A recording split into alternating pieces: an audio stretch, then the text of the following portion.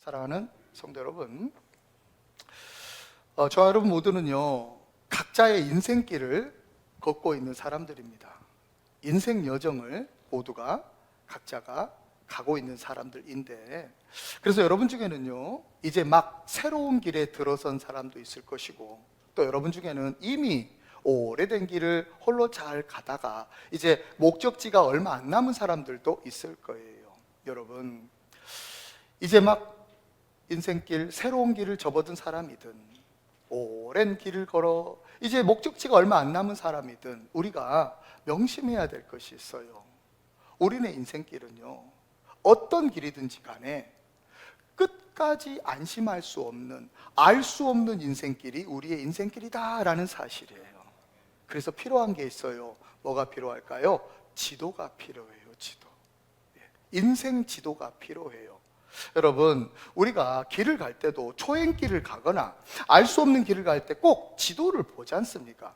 내비게이션 켜고 지도 보고 가지 않습니까? 인생길도 마찬가지예요. 눈앞에 길이 있다고 그 길 막 가는 게 중요한 게 아니라 지도 보고 가는 게 중요해요. 눈앞의 길은요, 때로는 막힐 때도 있고요, 또 의외로 두 갈래, 세 갈래가 나올 때도 있어요. 근데 지도는요, 앞에 있는 길을 보이는 게 아니라 위에서 쫙 내려다보는 게 지도잖아요.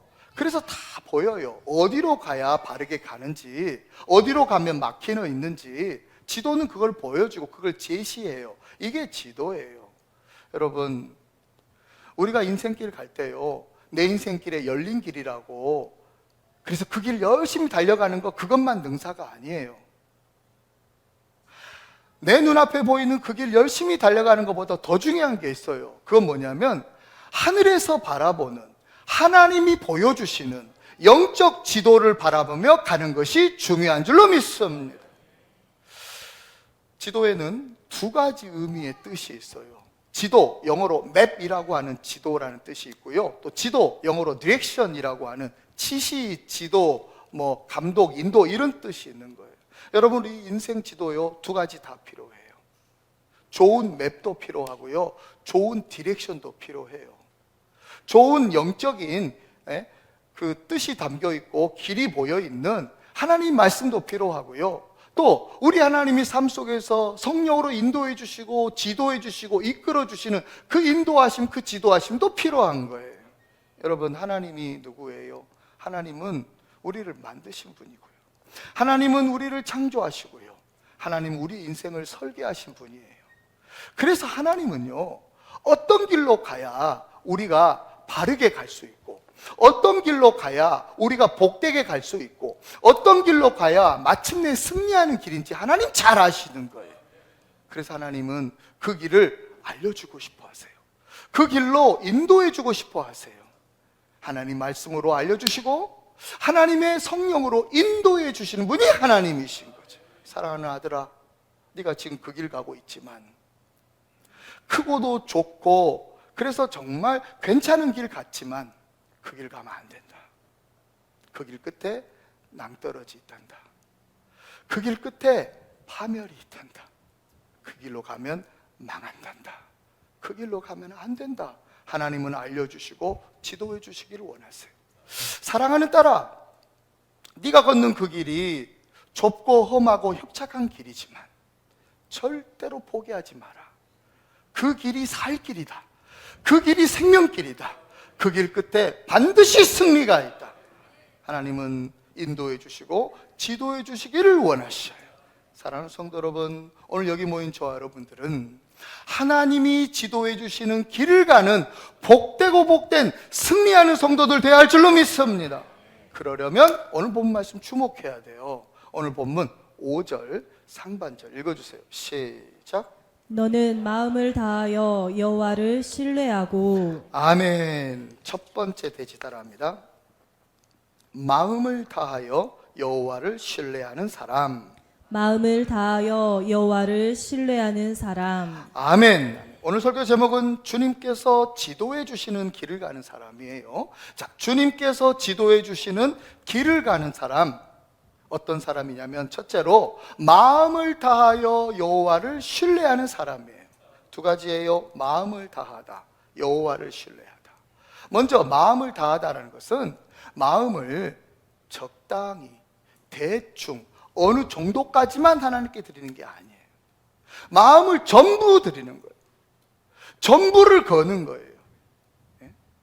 전폭적인 신뢰를 하고 전적인 지지를 하는 거, 하나님께.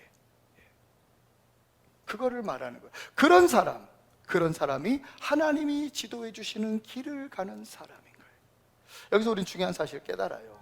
왜 우리가 인생길 가면서 가다가 낭패도 당하고 가다가 잘못된 길로 걸어가나? 이유가 있죠. 하나님께 전적으로 쏟지 않기 때문에, 전심으로 모든 것을 올인하여 하나님께 드리지 않기 때문에, 한 발은 하나님께 걸고 한 발은 세상에 걸쳐 있는 양다리 신앙생활을 하기 때문에 그러지 않겠어요? 여러분, 이 같은 양다리 신앙생활을 하면요, 하나님께서 지도해 주시는 길도 못 가고요, 세상에서도 인정 못 받아요. 이런 사람, 양다리 신앙인들은요, 교회에서도 좋은 소리 못 듣고요, 세상에서도 좋은 평가 못 받아요.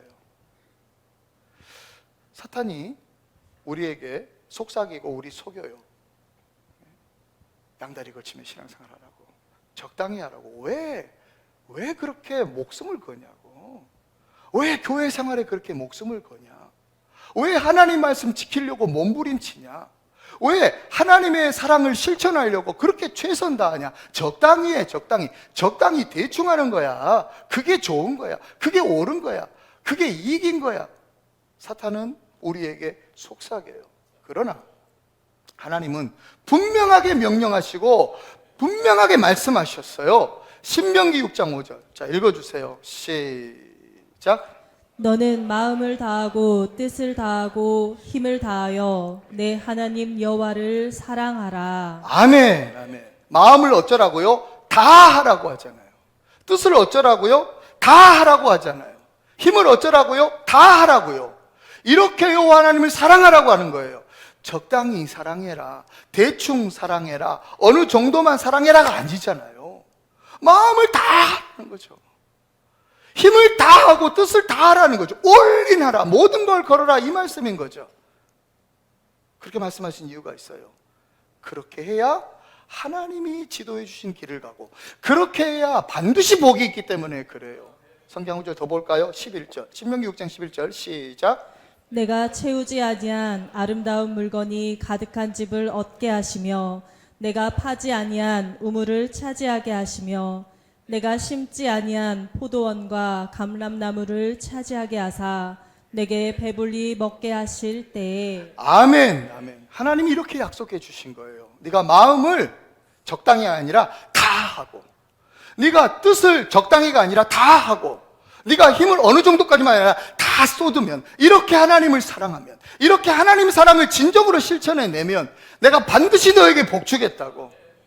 네가 채우지 않은 아름다운 것으로 가득 채워져 있는 집을 주시겠다고. 아멘 해야 집을 사는 거예요, 여러분. 네가 파지 않은 우물을 차지하게 해주고, 네가 심지 않은 그 과수원의 과실들을 배불리 먹게 해주시겠다고 약속해주고 계시는 거예요. 오늘 본문도 마찬가지예요. 오늘 본문도 네가 마음을 다하여 여호와를 신뢰하면 내가 네 길을 지도해 주리라 약속해 주는 거죠. 사랑하는 성도 여러분, 사탄의 거짓말에 속으렵니까? 하나님의 약속을 믿으시렵니까? 하나님의 약속 믿고 살아야 되지 않겠어요? 성도 여러분, 오늘 하나님이 언약해 주신 그 언약의 말씀 굳세게 믿고 온 마음 다해 주님 신뢰하고 온 힘 다해 주님 사랑하고 온 뜻 다해 주님을 따르는, 주님이 지도해 주시는 길을 가는 사람들, 이 복된 성도들이 우리들 되기를 축원합니다. 다음으로는 여호와를 신뢰하라 하고 했지요. 여호와를 신뢰하는 사람. 여기서 신뢰하다는 단어를 히브리 원어에 보니까 빼따흐라고 되어 있어요. 이 빼따흐라는 말에 뜻이 있어요. 어떤 뜻이냐면 어떤 상대에게 몸을 맡기다, 몸을 기대다 이런 뜻이 있어요. 그러니까 의탁하다 이런 뜻도 되고요, 신뢰하다 같은 뜻이고요. 사실 이것이 진정한 믿음이에요. 여러분 이 예화 들어봤죠? 어느 고개사가 나이아가라 폭포 같은 큰 폭포의 양쪽에 줄을 탁 매달고, 예? 그 중심 잡는 그 봉을 딱 잡고 그 밧줄을 탁 타요. 예? 외줄타기를 딱 하는 거예요. 성공해서 딱 돌아오니까 사람들이 박수를 막 쳤어요. 고개사가 이 관중들한테 얘기합니다. 여러분, 제가 다녀왔습니다. 성공했습니다. 한 번 더 가도 성공할 줄로 믿습니까? 그랬더니 믿습니다. 우와, 박수를 쳤어요. 그래서 고개사가 질문합니다. 그러면 저와 함께 제 목마를 타고 목 위에 이렇게 어깨에 올라타고 저랑 같이 다녀오실 분 있습니까? 아무도 손 안 들고 그러겠어요. 아까는 믿습니까? 할 때는 믿습니다 했는데, 나에게 몸을 맡겨서 나와 함께 갈 사람이 있습니까? 근데 아무도 그냥 고개를 안 쳐듣는 거예요. 근데 그때였어요. 저 뒤에서 어느 소년이 저요 손을 들어요. 이 소년은 누구였냐면 이 고개사의 아들이었어요. 아들은 아버지를 믿었어요. 아들은 아버지를 신뢰했어요. 그래서 이 아들이 아버지의 목마를 타고, 이 아들도 그 중심봉을 잡고 그 외줄타기를 다 성공을 하는 거죠. 사랑하는 여러분, 방금 예화 속에 이 고개사의 아들이 보여준 것이 베타흐예요. 이 사람이 하나님이 지도해 주시는 길을 가는 사람이에요. 다른 사람들은요, 안 맡겼잖아요, 자기 몸을. 다른 사람은 베타흐 안 했잖아요. 왜요? 불안하니까, 위험하니까, 잘못되면 큰일 나니까 안 맡겼어요. 그런데 아들은 달랐어요. 아들은 맡겨요, 자기 몸을. 불안해도, 위험해도, 잘못되면 큰일 나도 맡겨요. 왜요? 아버지를 믿으니까, 아버지를 신뢰하니까, 자기가 아버지의 아들이니까.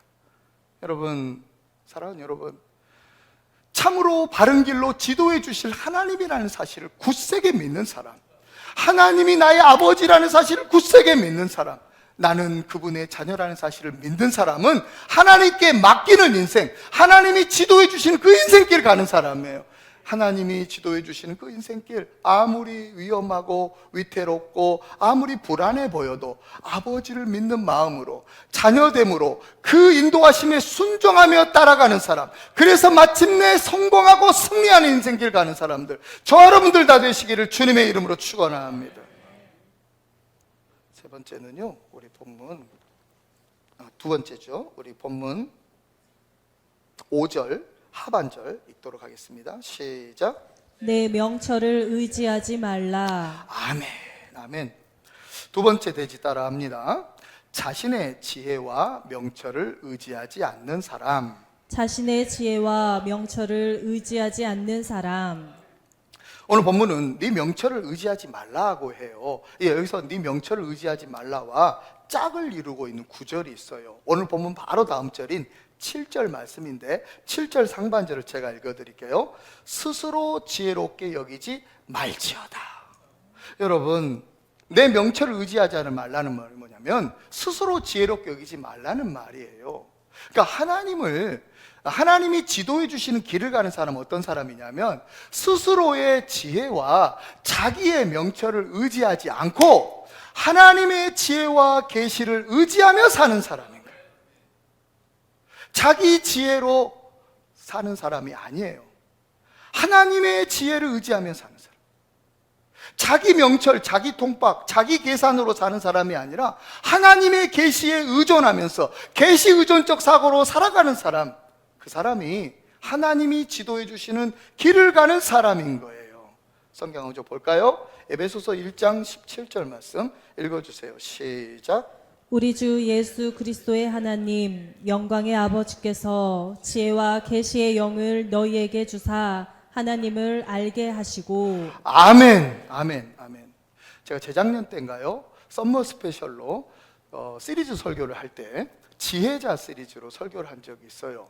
그때 제가 잠언 2장 10절 말씀을 근거로 지혜에는 두 종류가 있다고 말씀드렸어요. 기억해 보세요. 첫 번째는 뭐냐면 지혜, 첫 번째 지혜는 세상이 주는 지혜가 있고요. 두 번째 지혜는 하나님이 주신 지혜가 있다고 했어요. 하나님이 주신 지혜, 하늘에서 내려오는 지혜라고 했어요. 하늘에서 내려오는 지혜는 어디에 저장되냐면 우리의 마음에 저장이 되고, 세상이 주는 지혜는 어디에 저장되냐면 우리의 두뇌에 저장된다고 했어요. 그래서 하나님 주신 지혜, 하늘의 지혜가 발휘되면 마음에서, 이 하트에서 나오니까 따뜻함이 있고 은혜가 있고 감동이 있다고 했어요. 그런데 세상 지혜를 발휘하면 이 차가운 머리에서 나오기 때문에 아주 냉철하고 냉정하고 차갑고 매정하고 상처 주고 이기적인 결과를 만들어낸다고 했어요. 기억 안 나시는 표정으로 저를 바라보면 제가 또 기뻐요. 한 번 더 설교하면 되죠. 여러분, 하나님이 지도해 주시는 길을 가는 사람은 자기 머릿속에 들어있는 세상 지혜, 세상 지식 의지하며 사는 사람이 아니라 자기 가슴 속에 담겨있는 하나님의 지혜, 하나님의 계시, 그것 의지하며 살아가는 사람일 줄로 믿습니다. 우리가요, 인생길 걷다 보면 선택의 기로에 놓일 때가 있어요. 어디로 가야 할까? 하나님이 알려주시고 지도해 주시는 길 가운데서도요, 두 개로 착 나눠져 있고 내가 선택해야 될 때가 있어요. 그리고 어디로 가야 될지 참 애매할 때가 있어요. 머리로 생각하면, 머리로 계산하면 계산이 딱 떨어지고, 아, 괜찮겠다, 그 길 가면 되겠다, 그 길 가면 이런 유익이 있겠다. 그런데 마음이 불편한 길이 있어요. 마음이 안 따뜻해요. 마음이 불편하고 마음 어딘가가 그러면 안 될 것 같고, 성도가 그러면 안 될 것 같고, 신앙인이 그렇게 되면 안 될 것 같고, 마음이 불편하고 마음이 안 따뜻한 그런 길이 있어요. 근데 반대로 머리로 계산하면 좋은 게 아닌 것 같아요. 손해보는 것 같고, 머리로 계산하고 머리로 판단하면 그렇게 가면 고생할 것 같아요. 그런데 마음이 너무 따뜻해요. 마음이 너무 뜨거워요. 그 길 생각하면 마음이 뿌듯해져요. 하나님이 지도하시는 길은 이런 길인 줄로 믿습니다. 지도 밖으로 행군하라, 또 바람의 딸 걸어서 지구 세 바퀴 반이라는 책을 쓴 한비아 씨가 있어요. 그녀에 대한 논란이 인터넷에 막 오고 갔는데 최근에 탁 등장해서 책도 신간을 내고 또 언론에 인터뷰하면서 자신의 건재함을 당당하게 드러냈는데, 이분은요, 국제 구호 활동을 하는 사람이에요. 오지를 다니면서 긴급 구호 활동도 하는 사람이고, 지금 월드비전 소속의 국제 긴급 구호 활동가로 일하고 있는 분입니다. 이분에게 누군가가 질문을 했어요. 왜 그렇게 힘든 일 하십니까? 세계 곳곳을 여행하면서 살 수도 있는데 왜 그렇게 오지를 배낭 메고 걸어 다니면서 그렇게 구호 활동을 하는 겁니까? 왜 그렇습니까? 라고 질문을 했어요. 그러자 한비아 씨가 이렇게 대답합니다. 그 일이 제 가슴을 뛰게 하거든요. 그녀는요, 머리로 계산해서, 머리로 판단해서 그 길 간 게 아니에요. 자기 가슴이 뛰는, 자기 가슴이 뜨거워지는, 자기 가슴이 뿌듯해지는 그 일 결단하고 그 일을 했고요, 지금도 그것을 행진하고 있다고, 행복하게 살고 있다고 그녀는 그렇게 간증을 해요. 사랑하는 성도 여러분, 세상은 우리에게 이렇게 가르칩니다. 머리로 잘 계산해서 이익이 되고 이해가 되는 그 길 가라고, 그 길 가는 게 옳다고 세상은 그렇게 가르쳐요. 그러나 하나님은 그렇게 안 가르쳐요. 네 가슴이 뛰는 일을 해라. 네 마음에 뿌듯하고 네 마음이 따뜻한 그 일 감당해라. 내가 그 길에 너와 함께 해주겠다. 사랑하는 성도 여러분, 하나님이 우리 가슴 속에 말씀하고 계시는, 하나님이 우리 마음 속에 따뜻한 그 마음 속에, 그 뜨거운 심령 가운데 말씀하시고 인도하시는 그 하나님을 따라가는 사람, 세상이 알려주는 머리로 통박으로 계산하고 이익이 되면 그 길 가는 게 아니라 내 가슴 속에 계시는 하나님의 말씀이 울려 퍼지고 내 심장을 뜨겁게 하는 하나님의 그 따뜻한 음성 듣고 그 길로 행진하고 주님과 함께 그 길 가는, 주님이 지도해 주신 그 길 가서 그 길 끝에서 마침내 승리하는 사람들이 저와 여러분들 되기를 축원드립니다. 마지막 세 번째는요, 우리 본문 6절 말씀 읽어볼까요? 6절입니다. 시작. 너는 범사의 그를 인정하라. 그리하면 내 길을 지도하시리라. 아멘, 아멘. 세 번째 대지 따라합니다. 범사의 주님을 인정하는 사람. 범사의 주님을 인정하는 사람. 주님이 지도해 주시는 길을 가는 사람은 세 번째 어떤 사람이냐면 범사의 주님을 인정하는 사람입니다.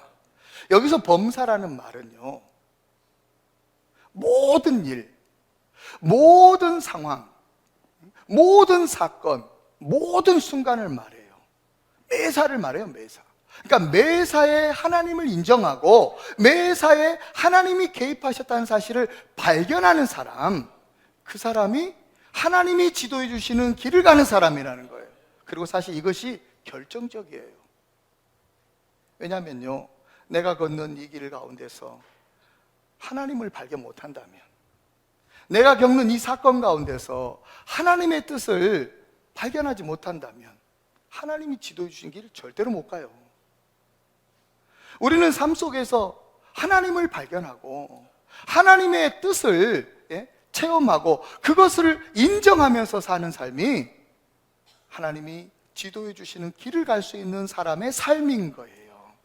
우리가 큐티를 하거나 말씀 묵상하고 또 주일날 주신 말씀을 주중에 계속 묵상하면서 되뇌일 때 그 말씀이 생각으로만 잠겨있지 않고 그 말씀을 통해서 내 삶에 적용이 되고 또 내 삶에서 사건화되고, 그래서 하나님이 그 말씀을 주셨는데 내 삶에 이런 사건을 경험하게 하셨구나, 그 하나님을 발견하고 하나님을 인정하는 사람, 그런 사람, 하나님이 지도해 주시는 길을 가는 사람이 우리들 되어야 할 줄로 믿습니다.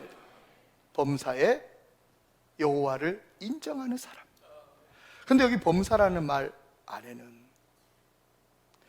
좋은 일만 있는 게 아니죠.